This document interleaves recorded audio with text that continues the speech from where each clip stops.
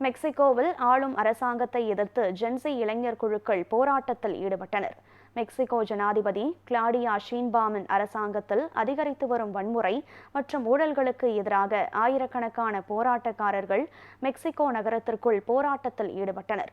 இந்த பேரணியை இன்றைய தலைமுறைகளாக ஜென்சி இளைஞர் குழுக்கள் ஏற்பாடு செய்திருந்தன. இந்த போராட்டத்திற்கு எதிர்க்கட்சிகள் ஆதரவு தெரிவித்தன. இந்த பேரணியை ஜென்சி இளைஞர் குழுக்கள் ஏற்பாடு செய்திருந்தன. குறிப்பாக உருபான் மேயர் கார்லோஸ் மான்சோ சில வாரங்களுக்கு முன்பு படுகொலை செய்யப்பட்டார்.